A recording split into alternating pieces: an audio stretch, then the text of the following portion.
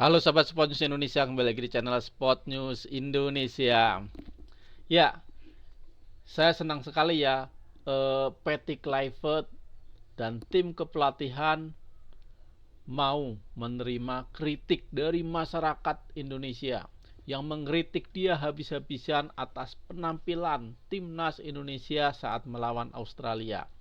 Dan taktik dari Patrick Kluivert ini yang mengutamakan ya, menginginkan a ball position dan menyerang total football, dia rubah 180 derajat saat berhadapan dengan Bahrain. Ya, kita lihat pertandingan timnas Indonesia melawan Australia. Nah, sebelum laga terlihat ya, Patrick Kluivert menerapkan taktik 4-4-2 di mana 4 back sejajar. Michel Gers, Jai Itzes diapit oleh Kevin Dick dan Calvin Verdong. Ini adalah back yang sangat bagus, back termahal ya di timnas Indonesia. Keempat pemain ini adalah pemain pilihan yang memang bukan kacang-kacang. Lihat Michel Gers pasarannya berapa, Jai Itzes berapa, Verdong, Kevin Dick. Ini adalah pemain inti di klubnya masing-masing.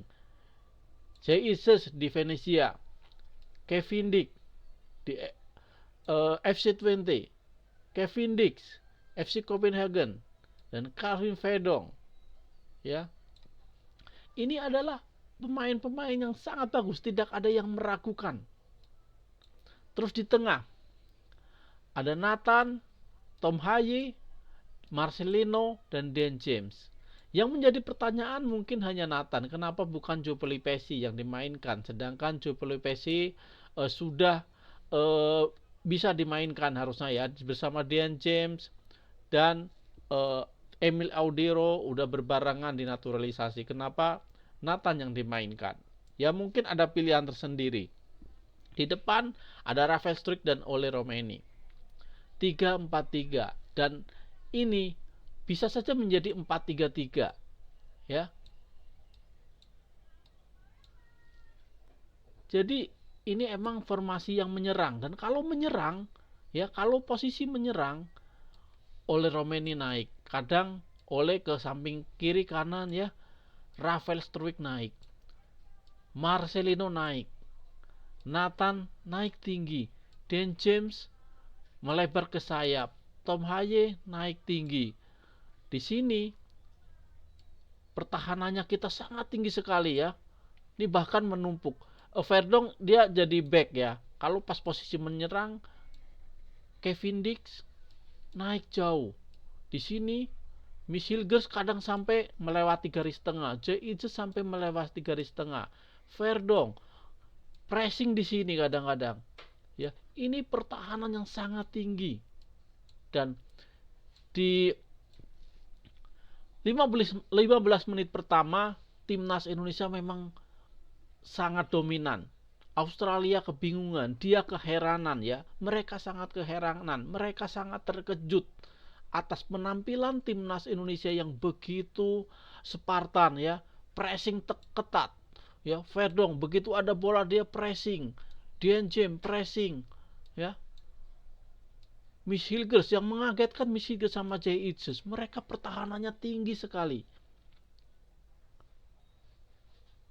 Kesempatan emas pertama adalah tendangan bebas. Sundulan dari Jay Itzes hampir menjebol dari gawang Australia.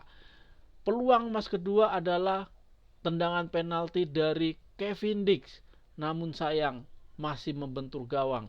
Tapi setelah itu timnas Indonesia kehilangan arah ya. Timnas Indonesia keteteran, seperti tidak percaya diri. Nah, setelah kejadian itu timnas Indonesia dapat penalti dan penaltinya masuk 1-0. Setelah itu posisi seperti ini, pressing ketat seperti ini, terjadi serangan balik. Velupulai lolos dari jebakan offside, lari dari sini melewati J.I.J dan Michel Gers, langsung berhadapan dengan PAS. Gol kedua tercipta, Indonesia hancur, mentalnya hancur ya, karena pressing yang tinggi, ya, pertahanan yang tinggi itu membutuhkan konsistensi dan Indonesia belum mempunyai itu, ya. Indonesia ternyata kalah, ya, melawan Australia, dan sepanjang laga Indonesia merubah, ya, setelah kebobolan 2 gol Indonesia merubah strateginya, ya. Tadinya kita menyerang, kita jadi menggunakan 5 back, ya, atau 3 back, ini bisa gelandang, tetapi tetap mereka tidak konsentrasi. Haye, Nathan, ya, Romeni kadang di sini justru nggak ada, ya, kadang nggak ada patokan siapa sih strikernya, Romeni atau Struijk atau Marcelino Ferdinand, karena Romeni turun jauh, Rafael Struijk turun jauh, ya. Jadi ada kebingungan di pertandingan pertama itu, ada kebingungan antara pemain dengan strategi yang diciptakan oleh Patrick Kluivert, dan Patrick Kluivert mendapatkan sangat banyak, ya, mendapatkan sangat banyak kritikan setelah pertandingan dengan kekalahan besar, ya, 5-1. Patrick Kluivert mendapatkan banyak sekali kritikan dari netizen timnas Indonesia, dari warga pendukung timnas Indonesia. Kita sangat kecewa terhadap Patrick Kluivert. Patrick Kluivert seakan tidak memikirkan, ya, tidak memikirkan masa depan timnas. Dia hanya memikirkan keinginannya membawa timnas Indonesia menjadi total football seperti di Belanda, karena banyaknya pemain-pemain Belanda. Namun mereka tidak menyadari, Patrick Kluivert tidak menyadari kalau Australia adalah tim dengan peringkat 26 FIFA dan Indonesia 127 FIFA. Indonesia di awal-awal laga bisa menguasai permainan, bisa menciptakan peluang, tetapi konsistensinya nggak ada. Begitu diserang, Indonesia kebobolan. Satu shoot on goal pertama langsung masuk, Indonesia gagal.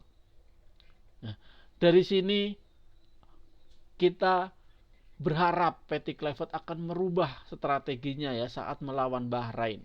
Dan mari kita bahas, ya, pertandingan timnas Indonesia melawan Bahrain. Ya, saya senang Patrick Kluivert mau mengubah strateginya.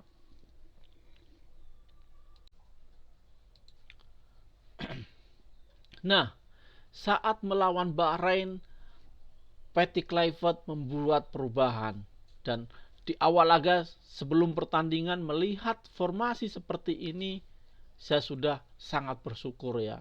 Patrick Kluivert menerima kritik. Dia menerapkan 3 back sejajar lagi, ya. Dan posisi ini Kevin Dix diplot sebagai sayap kanan, Calvin Verdong sayap kiri. Karena Calvin Verdong juga bisa jadi wingback kiri, Kevin Dix bisa wingback kanan, ya. Posisi bertahan kita menggunakan 5 back, ya. Joe Pelupessy sangat baik, ya. Ini yang ditunggu-tunggu, Joe Pelupessy, ya, yang ditunggu-tunggu, karena ini adalah pemain pemata serangan lawan.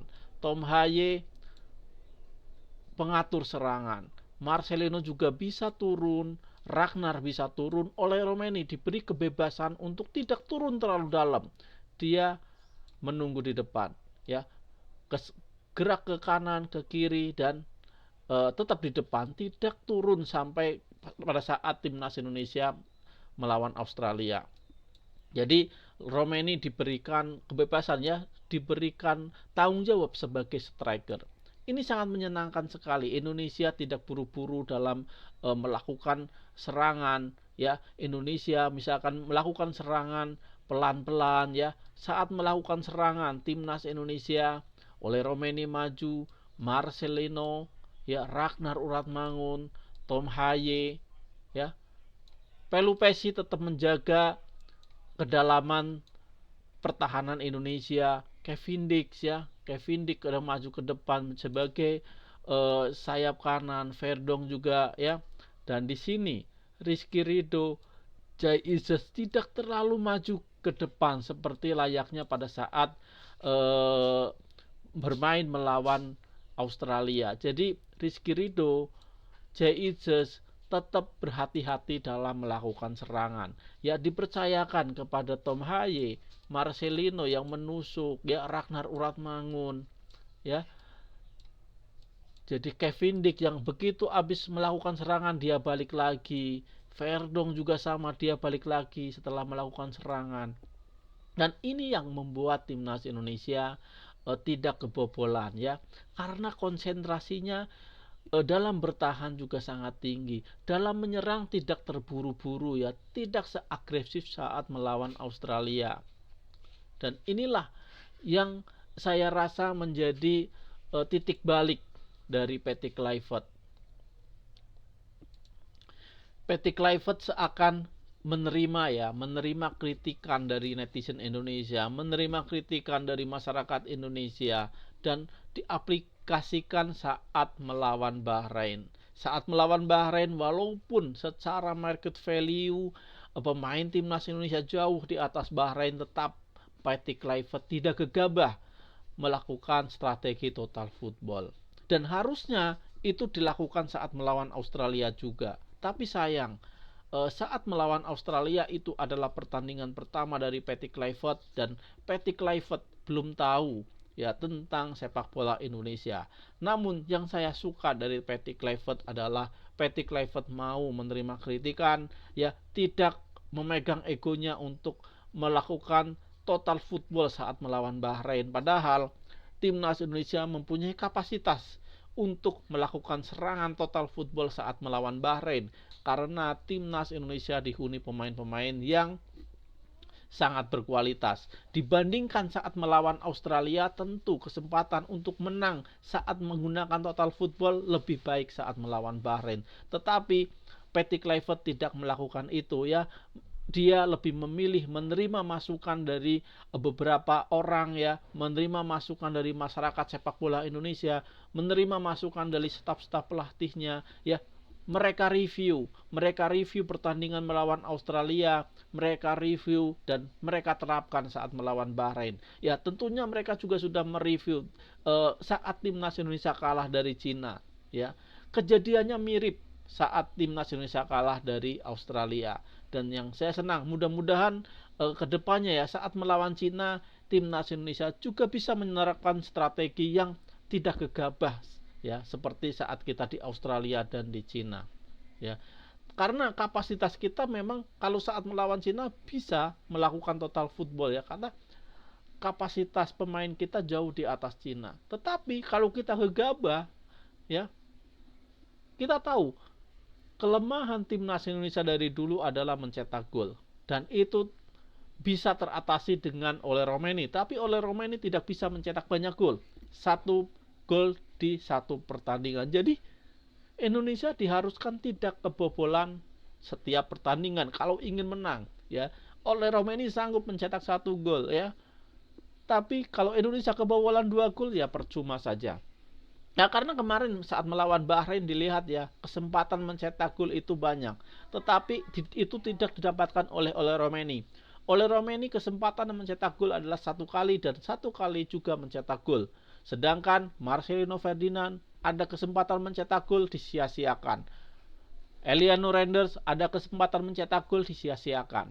Dan ini yang membuat timnas Indonesia harus hati-hati dalam menjaga gawang. Jangan sampai kebobolan apabila timnas Indonesia ingin menang. Salam Timnas Garuda.